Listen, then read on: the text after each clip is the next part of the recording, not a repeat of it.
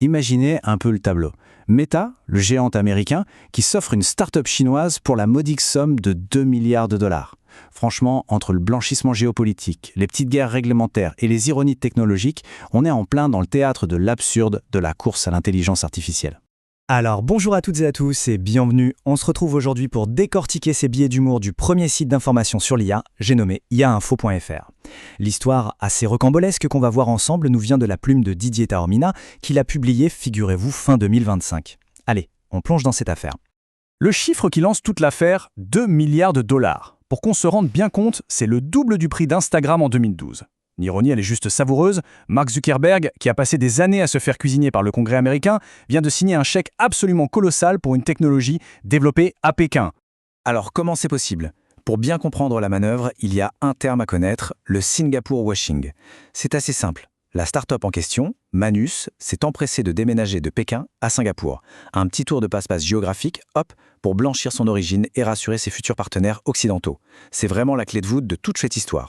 Bon mais alors qu'est-ce que Meta a acheté au juste pour ce prix-là ? Manus, ce n'est pas un simple chatbot, attention. C'est ce qu'on appelle un agent d'IA autonome.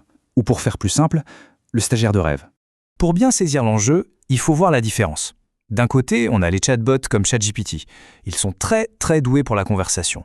Ça parle, ça écrit, mais l'action concrète, c'est assez limité. Et de l'autre, on a Manus. Et là, on est dans une toute autre catégorie. Lui, il ne se contente pas de parler, il agit. Et qu'est-ce qu'il fait concrètement ? Eh bien, il bosse, 24 heures sur 24, sans pause café, pour exécuter des tâches plutôt complexes. Ça va de l'analyse financière à la gestion de campagne pub. C'est un outil d'automatisation surpuissant, le rêve de tout entrepreneur dans toute sa splendeur un peu déshumanisée. Allez, on passe maintenant au volet politique, parce que c'est là que l'histoire devient vraiment cocasse. On assiste à un retournement de situation, mais alors digne d'un film d'espionnage.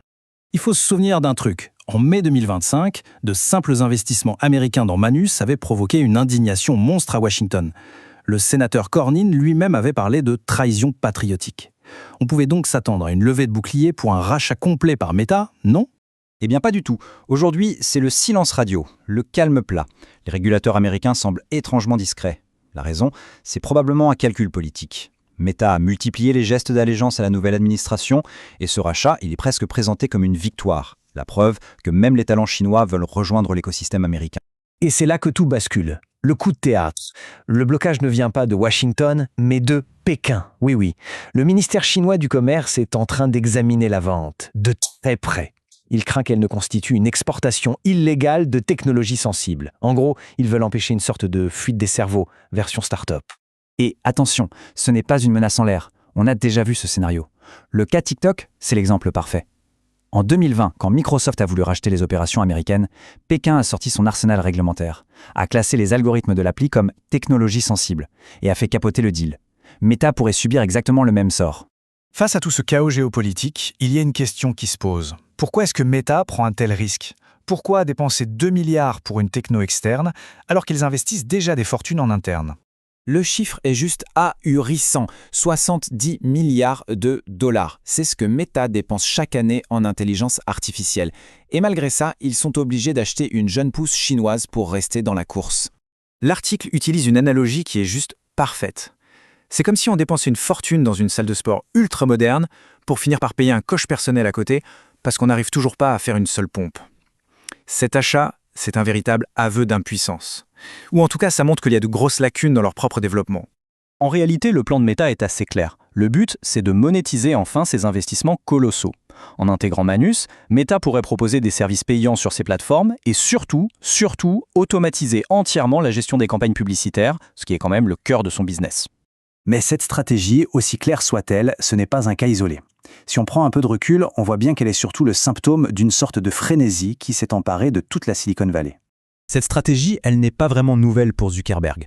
Cette image, qui date de 2008 et qui est ressortie pendant des procès antitrust, résume toute sa philosophie. Plutôt que de développer en interne et de faire face à la concurrence, on élimine les rivaux potentiels en les rachetant à prix d'or. Simple. Au-delà des milliards et des stratégies, l'article pose une question qui est essentielle. Toute cette course effrénée à la technologie, cette automatisation à marche forcée, est-ce que ça résout de vrais problèmes ? Est-ce que ça rend nos vies meilleures ? La question, elle, reste ouverte. Et cette citation finale de l'article, elle résume parfaitement la situation. Dans la Silicon Valley, le spectacle est roi. Annoncer un rachat à 2 milliards, ça fait du bruit, ça rassure les investisseurs, ça donne l'illusion qu'on est toujours dans la course. Que ça réussisse ou non à la fin, c'est presque secondaire. Voilà pour ce décryptage. Retrouvez toute l'actualité autour de l'intelligence artificielle sur le portail iafni.fr.